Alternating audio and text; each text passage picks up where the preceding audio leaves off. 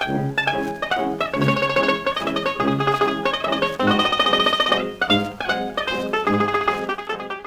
Nonna, Caterina Pileggi, born in Italy in 1922, migrated to Australia with her sister Angela at only 29 years of age on a ship called the Sorrento. You were born in Italia. Whereabouts exactly in Italia were you born? Bella Nicastro, provincia Catanzaro, La Mezziatera. How did you feel about leaving your mother and father behind and maybe never ever going to see them again? Yeah, it's very sad. Very sad, but I come and me and my sister, who one cousin with us. And I hope all the time we can come and my mother and my father too.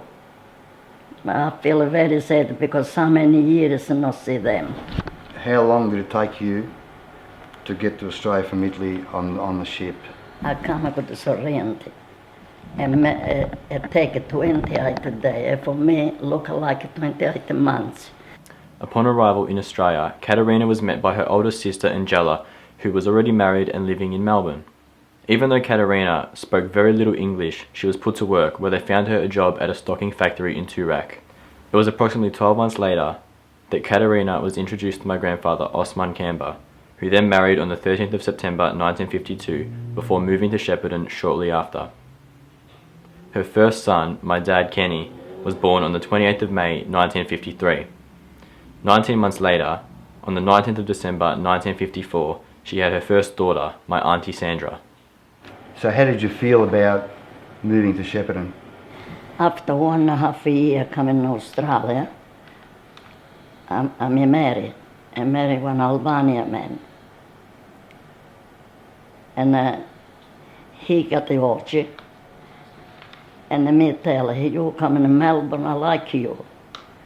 And he said, you don't like after me coming to Melbourne. And after 1 year, me every time cry, I don't like to stay in the farm, because me stay in the farm in Italy. And like to change your life in the city.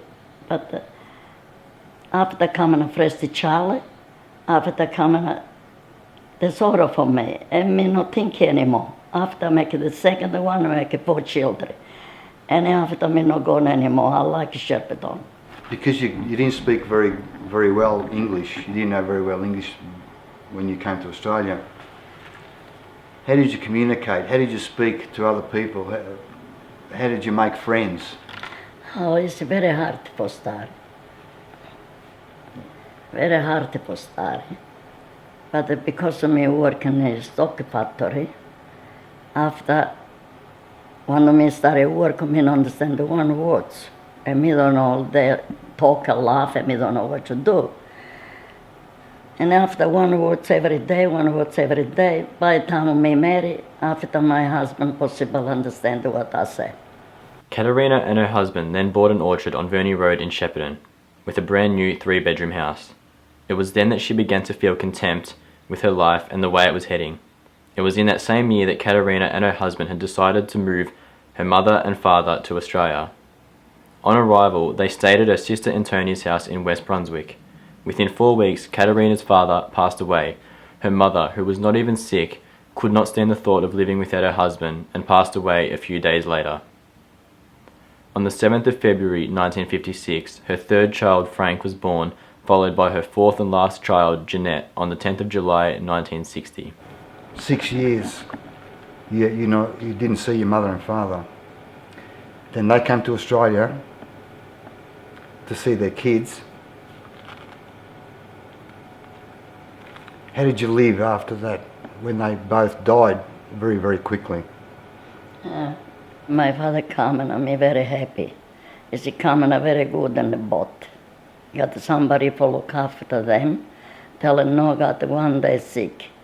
Want to come here, after me no even bring my place. My sister take over there because visit have to go. After one day me gonna see, after 2 weeks, I finally got a double pneumonia, my mother. And my father no like coming to Australia. My mother telling me like to see my kids die. And my father say, you going over there is sick, me die before you. And my father died 4 days before my mother. And I got to make like this, no good settings like that. After me all my life, me think like that, like why come in Australia and die quick? I have this in my heart every day. Katerina's eldest son Kenny married my mother Susan, and Katerina's eldest daughter Sandra married Susan's brother Bonnie in a double wedding on the 6th of July 1974. Her third child Frank married on the 2nd of May 1976, and then finally her youngest daughter Jeanette was married on the 13th of September 1980. Then came the births of her grandchildren. Her daughter Sandra had 3 children, Leanne, Rebecca and Andrew. Her son Frank had 2 children, Natalie and Jessica. Her daughter Jeanette had 3 children, twin girls Lara and Mira, and a son, Ali. Her eldest son, my dad Kenny, had 2 children, my sister Raquel, and myself, Kristian, the youngest of the 10 grandchildren. Sadly, 9 months later, her husband of 42 years, Osman Kamber, tragically passed away on the 17th of December 1994 at the age of 85 years. After the marriage of all your 4 children,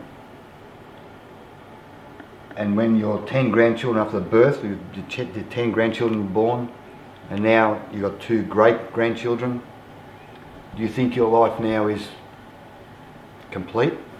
Now I'm 90 years old. I got 4 children, 10 grandchildren, 2 great-grandchildren, another one in the way, great-grandchild. And now I'm happy. I'm happy because I got a good family. So your husband died. How did your life change for you after that? The life changed, sure life changed. It's different when the husband died, change your life. In 2009, the family farm on Verney Road was sold. At the age of 88, Katerina built a brand new home where she's been living since June 2010. Since then, she has seen the birth of her great-granddaughter Zoe, born December 25, 2009, and great-grandson Connor, born May 20, 2012. The marriage of her granddaughter Rebecca in April of 2010, and the engagement of her granddaughter Raquel in May 2012. On the 10th of June 2012, Katerina celebrated her 90th birthday party with her family and friends, where she was told the news that her granddaughter Rebecca was expecting a baby in December of 2012. Was it hard for you, when Papa died, to move out of that house where you lived all your life with all your children? Tutti memoria, all your memories there. Was it hard for you? How did you feel? Yeah, it's very hard for me. Very, very hard. Because with my husband I lived so many years. And after have to shift it because I sell the farm, the houses and the farm. All the memory is still there. But because me have a nice house here, my children come and support me. Family love me and me love them, and me is all right. When me see the house, still me memory over there. In 1952, when you got married, you lived in a new house with Dad.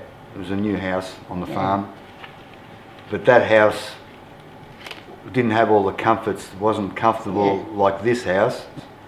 But how do you feel now living in this house with everything all modern and all the comforts that you've ever wanted? How do you feel living here the last 2 years? Now it's more better here, for me. Me old, 90 years old, me got everything easy. And then my children come every time here, every time in my house I got the people who can come. And me very happy here now. How much you go to live in me here now, I'm happy. Katerina is now entering the final chapter of her life, still with many wonderful things to look forward to, such as the birth of a 3rd great-grandchild and the marriage of her granddaughter Raquel in 2013.